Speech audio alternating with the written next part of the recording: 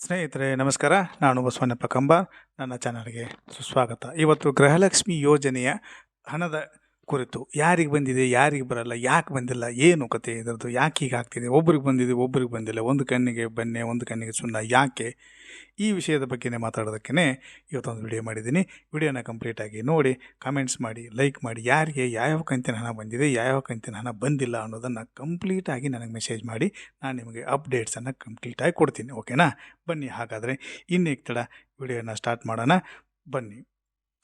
ಗೃಹಲಕ್ಷ್ಮಿ ಯೋಜನೆಯ 9 ಮತ್ತು 10ನೇ ಕಂತಿನ ಹಣ ಇನ್ನೂ ಕೆಲವರಿಗೆ ಬಂದಿಲ್ಲ. ಒಂದಿಷ್ಟು ಜಿಲ್ಲೆಗಳಿಗೆ ಮಾತ್ರ ಬಿಟ್ಟಿದ್ದಾರೆ.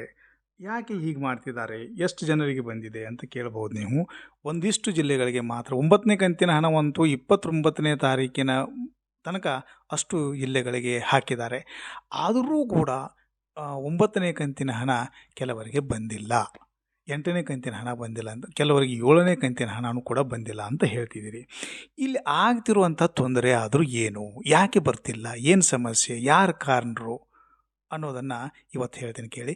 ನೋಡಿ, ಸರ್ಕಾರವು ಕೂಡ ನೀವು ಮಾಡ್ತಿರ್ತಕ್ಕಂಥ ಕಂಪ್ಲೇಂಟು, ಕಾಮೆಂಟ್ಸ್ಗಳ ಬಗ್ಗೆ ಅವ್ರಿಗೂ ಕೂಡ ಮಾಹಿತಿ ಹೋಗಿದೆ.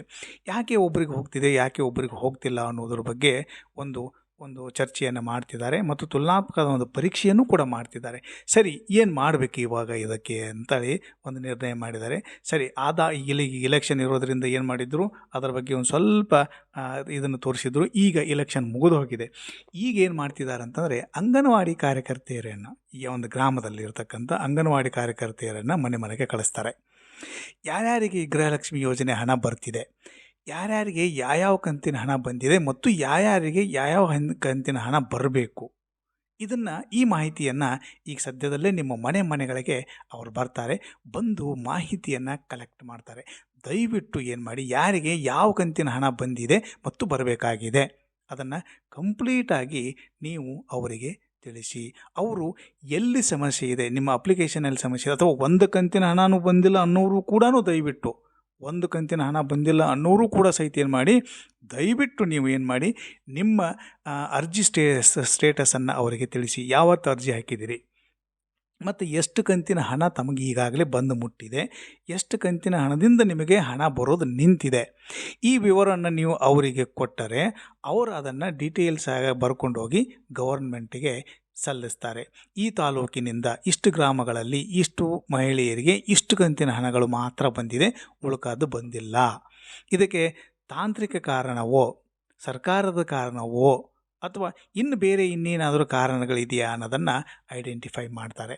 ಮಾಡಿ ಅದನ್ನು ಕಂಪ್ಲೀಟಾಗಿ ಏನು ಮಾಡ್ತಾರೆ ಅಂತಂದರೆ, ನಿಮಗೆ ಈ ಅನ್ನಭಾಗ್ಯದ ಹಣನೂ ಆಗಿರಬಹುದು, ಗೃಹಲಕ್ಷ್ಮಿ ಯೋಜನೆ ಹಣನೂ ಆಗಿರಬಹುದು, ಇವುಗಳನ್ನು ನಿಮ್ಮ ಖಾತೆಗಳಿಗೆ ಜಮಾ ಆಗೋದಕ್ಕೆ ಪೂರ್ತಿಯಾದಂಥ ವ್ಯವಸ್ಥೆಯನ್ನು ಸರ್ಕಾರ ಕಲ್ಪಿಸ್ತಿದೆ ಅಂತ ಇತ್ತೀಚೆಗೆ ಸರ್ಕಾರದಿಂದ ಬಂದಿರತಕ್ಕಂಥ ಒಂದು ಮಾಹಿತಿ ಮತ್ತು ಖಚಿತವಾದ ಮಾಹಿತಿನೇ ಇದು. ಆಮೇಲೆ ಒಂದು ವೇಳೆ ಅಂಗನವಾಡಿ ಕಾರ್ಯಕರ್ತೆಯರು ಬರದೇ ಹೋದರೆ ಗ್ರಾಮ ಪಂಚಾಯಿತಿ ವತಿಯಿಂದ ಯಾರಾದರೂ ಒಬ್ಬರು ಬರ್ತಾರೆ. ಗ್ರಾಮ ಪಂಚಾಯಿತಿ ವತಿಯಿಂದನೂ ಕೂಡ ಏನು ಮಾಡ್ತಾರೆ, ಯಾರಾದರೂ ಒಬ್ಬರು ಬಂದು ನಿಮ್ಮ ಕಡೆಯಿಂದ ಮಾಹಿತಿಯನ್ನು ಕೇಳ್ಕೊತಾರೆ. ಯಾರಿಗೆ ಸಿಕ್ಕಿದೆ, ಯಾರಿಗೆ ಸಿಗ್ತಾ ಇಲ್ಲ, ಯಾಕೆ ಬಂದಿಲ್ಲ ಅನ್ನೋದ್ರ ಬಗ್ಗೆ. ನೀವು ಯಾಕೆ ಬಂದಿಲ್ಲ ಅನ್ನೋದ್ರ ಬಗ್ಗೆ ಹೇಳೋದು, ನೀವು ಕೊಟ್ಟಿರ್ತಕ್ಕಂಥ ಮಾಹಿತಿಯನ್ನೆಲ್ಲನೂ ಕಲೆಕ್ಟ್ ಮಾಡ್ಕೋತಾರೆ. ಬಂದಂಥವ್ರದ್ದು ಆಯಿತು, ಬರಲ್ಲದೇ ಇದ್ದವ್ರಿಗೆ ಕೆಲವರಿಗೆ 1ನೇ ಕಂತಿನ ಹಣ ಮಾತ್ರ ಬಂದಿದೆ, ಅದರ ನಂತರದ ಹಣಗಳ ಬಂದಿಲ್ಲ ಅಂತ ಹೇಳ್ತಾರೆ. ಸೊ ಅಲ್ಲಿ ಬ್ಯಾಂಕ್ನಿಂದ ಸಮಸ್ಯೆ ಆಗಿದೆಯಾ, ಅಥವಾ ಅಕೌಂಟ್ನಲ್ಲಿ ಏನಾದರೂ ಸಮಸ್ಯೆ ಆಗಿದೆಯಾ, ಅಥವಾ ನಿಮ್ಮ ಹೆಸರುಗಳಲ್ಲಿ ಏನಾದರೂ ಸಮಸ್ಯೆ ಆಗಿದೆಯಾ, ಇದನ್ನು ಪರಿಶೀಲನೆ ಮಾಡ್ತಾರೆ. 1. 2ನೇದು, ಸರ್ಕಾರದಿಂದ ಬರುವಾಗ ಎಲ್ಲಾದರೂ ಸಮಸ್ಯೆ ಆಗಿದೆಯಾ ಅನ್ನೋದನ್ನು ಪರಿಶೀಲನೆ ಮಾಡ್ತಾರೆ. ಮತ್ತು 1ರಿಂದ 10 ಕಂತಿನವರೆಗೂ ಕೂಡ ನಾನು ಹೇಳ್ತೀನಿ, 1ರಿಂದ 10 ಕಂತಿನವರೆಗೂ ಯಾರಿಗೆ ದುಡ್ಡು ಬಂದಿದೆ, ಎಷ್ಟು ಕಂತು ಬಂದಿದೆ, ಯಾರಿಗೆ ಬಂದಿಲ್ಲ, ಎಷ್ಟು ಕಂತು ಬರಬೇಕಾಗಿದೆ, ಅಥವಾ ಯಾರಿಗೂ ಒಬ್ರಿಗೂ ಒಂದು ಕಂತೂ ಕೂಡ ಬಂದಿಲ್ಲ ಅಂತ ಕೇಳಿದ್ದೀನಿ, ಅಥವಾ ನಾನು ಕಮೆಂಟ್ ಮಾಡಿದವರು ಇದ್ದಾರೆ. ಸೊ ನೀವು ನಿಮ್ಮ ಮನೆಗಳಿಗೆ ಬರ್ತಕ್ಕಂಥ ಈ ಅಂಗನವಾಡಿ ಕಾರ್ಯಕರ್ತೆಯರು ಅಥವಾ ಗ್ರಾಮ ಪಂಚಾಯಿತಿಯ ಅಧಿಕಾರಿಗಳು ಯಾರು ನಿಮ್ಮ ಮನೆಗಳಿಗೆ ಬಂದು ಈ ಮಾಹಿತಿಯನ್ನು ನಿಮ್ಮಿಂದ ಕಲೆಕ್ಟ್ ಮಾಡ್ಕೋತಾರೆ. ಬಂದವ್ರದ್ದು ಎಷ್ಟು ಬಂದಿದೆಯೋ ಅಷ್ಟು ಕಂಪ್ಲೀಟಾಗಿ ಡೀಟೇಲ್ಸ್ ಕೊಡಿ. ಯಾರ್ದು ಬಂದಿಲ್ಲ, ಅವರು ಎಷ್ಟು ಬಂದಿದೆ ಮತ್ತು ಎಲ್ಲಿಗೆ ಬಂದು ನಿಂತಿದೆ, ಬರಬೇಕಾದದ್ದು ಎಷ್ಟು ಕಂತು ಹಣಗಳು ಅನ್ನೋದನ್ನು ಈ ಇಷ್ಟು ಮಾಹಿತಿಯನ್ನು ನೀವು ಅವರಿಗೆ ಕೊಡಿ. ಈಗ ಇಲೆಕ್ಷನ್ ಇರೋದರಿಂದ ಕೆಲವೊಂದಿಷ್ಟು ಹೇರಾಪೇರಿ ಆಗಿದೆ, ಅದೆಲ್ಲ ಈಗ ಮುಗೀತು. ಇನ್ನು ಮೇಲೆ ಏನು ಮಾಡಿದೆ ಸರ್ಕಾರ ಖಡಕ್ಕಾಗಿ ಆಜ್ಞೆಯನ್ನು ಮಹಿಳಾ ಮತ್ತು ಮಕ್ಕಳ ಕಲ್ಯಾಣ ಇಲಾಖೆಗೆ ಒಂದು ಸುತ್ತೋಲೆಯನ್ನು ಹೊರಡಿಸಿದೆ. ಅದರ ಪ್ರಕಾರ ಈ ಬಾಕಿ ನಿಂತಿರ್ತಕ್ಕಂಥ ಎಲ್ಲ ಅನ್ನಭಾಗ್ಯದ ಹಣ, ಗೃಹಲಕ್ಷ್ಮಿ ಹಣ, ಇವಿಷ್ಟು ಹಣವನ್ನು ಕೂಡ ತತ್ಕ್ಷಣವೇ ಕ್ಲಿಯರ್ ಮಾಡಬೇಕು ಅಂತ ಮುಖ್ಯಮಂತ್ರಿಗಳು, ಉಪಮುಖ್ಯಮಂತ್ರಿಗಳು ಕೂಡ ಈಗಾಗಲೇ ಆದೇಶವನ್ನು ಹೊರಡಿಸಿದ್ದಾರೆ. ಸೊ ಹಾಗಾಗಿ ಈ ತಾಂತ್ರಿಕ ತೊಂದರೆಯನ್ನು ಪರಿಹಾರ ಮಾಡೋ ಸಲುವಾಗಿಯೇ ಏನು ಮಾಡಿದ್ದಾರೆ ಅಂತಂದರೆ, ಈ ಗ್ರಾಮ ಪಂಚಾಯಿತಿ ಅಧಿಕಾರಿಗಳನ್ನು ಅಥವಾ ಈ ಅಂಗನವಾಡಿ ಕಾರ್ಯಕರ್ತೆಯರನ್ನು ಏನು ಮಾಡ್ತಾರೆ ಅಂತಂದರೆ ಮನೆಗಳಿಗೆ ಕಳಿಸಿ ಎಲ್ಲಿಗೆ ಯಾವ ಗೃಹಿಣಿಗೆ ಯಾವ ಮಟ್ಟದ ಹಣ ಬಂದಿದೆ, ಅಂದರೆ ಎಷ್ಟು ಕಂತಿನ ಹಣ ಬಂದಿದೆ, ಎಷ್ಟು ಕಂತಿನ ಹಣ ಬರಬೇಕಾಗಿದೆ, ಇದರ ಈ ಗ್ರೌಂಡ್ ರಿಪೋರ್ಟ್ ಅಂತ ಏನು ಕರಿತೀವಲ್ಲ ಸ್ನೇಹಿತರೆ, ನಾವು ಈ ಮಾಹಿತಿಯನ್ನು ಕಲೆಕ್ಟ್ ಮಾಡೋ ಸಲುವಾಗಿಯೇ ಏನು ಮಾಡಕತ್ತಾರೆ ಅಂತಂದರೆ ಒಬ್ಬೊಬ್ಬರನ್ನು ತಮ್ಮ ತಮ್ಮ ಮನೆಗಳಿಗೆ ಕಳಿಸ್ತಿದ್ದಾರೆ. ಆ ಮಹನೀಯರು ಬಂದಾಗ ನೀವು ದಯವಿಟ್ಟು ಏನು ಮಾಡಿ, ನಿಮಗೆ ಬಂದಿರತಕ್ಕಂಥ ಹಣದ ಸಮಗ್ರ ಮಾಹಿತಿಯನ್ನು, ಬರೀ ಮಾಹಿತಿ ಮಾತ್ರ, ಡೀಟೇಲ್ಸ್ ಏನು ಹೇಳಕ್ಕೆ ಹೋಗಬೇಡಿ, ಆಯಿತಾ. ಇಷ್ಟನ್ನು ನೀವು ಅವರು ಬಂದಂಥವರು ನಿಮ್ಮ ಗ್ರಾಮ ಪಂಚಾಯಿತಿ ಅಧಿಕಾರಿಗಳೇ ಅಂತ ಕನ್ಫರ್ಮ್ ಆದಾಗ ಮಾತ್ರ ಮಾಹಿತಿಯನ್ನು ಕೊಡಿ. ಇಲ್ಲದೆ ಹೋದರೆ ದಯವಿಟ್ಟು ಕೊಡೋದಕ್ಕೆ ಹೋಗಬೇಡಿ.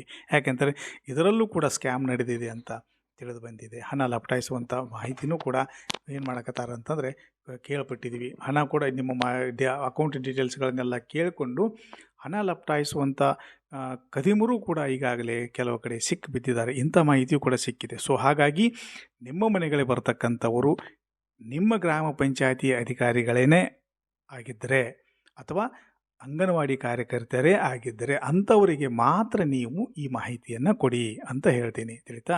ಇಲ್ಲದೆ ಹೋದರೆ ಯಾರಿಗೂ ಯಾವುದೇ ಮಾಹಿತಿಯನ್ನು ದಯವಿಟ್ಟು ಕೊಡೋಕ್ಕೆ ಹೋಗಬೇಡಿ. ಇದು ಈ ಮಾಹಿತಿಯನ್ನು ಕಲೆಕ್ಟ್ ಮಾಡಿಬಿಟ್ಟು ಅವ್ರು ಏನು ಮಾಡ್ತಾರೆ, ನಿಮ್ಮ ಖಾತೆಗಳಿಗೆ ಬರುವ ಮುಂದಿನ ಹಣವನ್ನು ನೀಡ್ತಾರಂತ ಮಾಹಿತಿ ಸಿಕ್ಕಿದೆ.